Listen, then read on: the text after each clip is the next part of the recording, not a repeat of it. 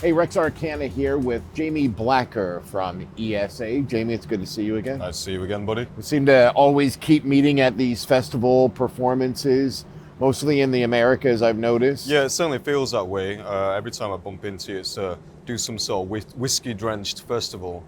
Keep getting invited back to play festivals, which I'm massively appreciative of. Yeah, the fans are probably the best in the world, actually. And what can we expect from ESA at Mechanismus? Well, a full set for a start. Some new material, perhaps? Some new material, two new tracks.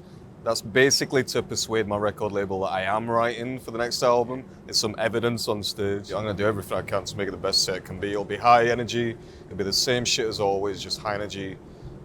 Getting the crowd going, making it a little darker, a little bit more brutal for the night.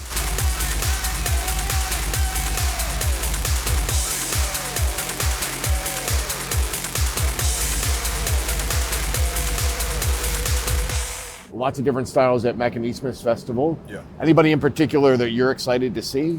Yeah, so I'm a massive fan of Manufacturer, and him along with Scott Sturgis from Convert were basically the guys that got me into this scene. When I listened to Blast Furnace when I was a lot younger, that kind of made a massive impression on me, along with a couple of records from Manufacturer, and I was like, okay, I want to do this form of music. So I went from black metal to listening to this rhythmical noise shit, and they were the two bands that made the massive impact on me. I was like, okay, I'm going to do this. To see Manufacturer and then step on stage and do guest vocals for Manufacturer, that's full circle shit. Did you save your soul to pay the rent? Fuck each weekend are you living? Wow. So much energy. Now so bad to be told I don't understand. Don't want to understand this life. It's interesting you talk about writing now for a new album, but that beast is still very much on a lot of playlists and top of many people's minds. Yeah, it's still doing the rounds, isn't it? What was it about that record? I think that, to be fair, that record really brought ESA, I think, up to a different level. I mean, every record has the similar trademarks of what the ESA sound is, and that's rhythmical grooves and kind of tribal elements, and it's all dark as fuck. Am I allowed to say fuck on this? Am I allowed to do that? If I'm being completely honest with you, I've been working alongside Scott for the last 6 years, and I learn a lot of shit from him. He learns a lot of shit from me. But what I do learn from him is production values. So what this record benefits from is a lot of years of production knowledge, like me learning from a master. I tried to focus more on it, and I made a song as a product rather than like a continual thing throughout the album.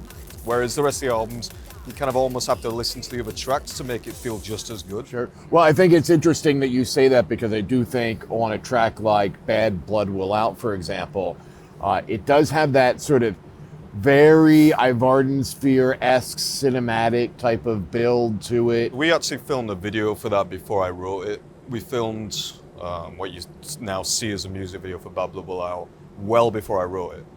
And then we got our footage together, and I was like, okay, I need to write the best track I've ever written. And I was having a massive Gesaffelstein overload at the time. I was listening to it all the time. So that made probably a massive impression in my brain. I was like, okay, I'm gonna make a track that is as sexy as Gesaffelstein, but a lot nastier. But a lot of fucking hours went into that track, and I'm really happy it came out the way it did.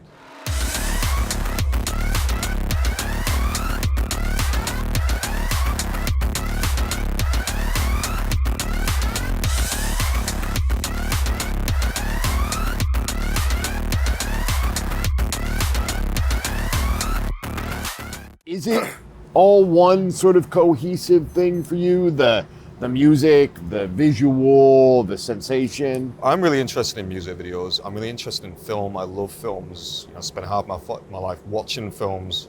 And I think it's really important to pump out quality visual produce so people can really get a grip on who you are and what you're trying to say, and that it's not just the music. People want to feel what your art is about, and I don't think the audio fully does that. I think that having some sort of visual journey to go on as well really helps to kind of like cement what it is you're saying conceptually. When you think about all the bands you love, you don't think about necessarily the records, you remember the live experience. Even if you're not there, you think about like video footage of those bands, and it hits something inside, and you see have an emotional response to that. So my intention playing live is to make it a very visceral experience and have people walking away from the dance floor fucked. I want to see them sweating, I want to see them happy, I want to see them angry.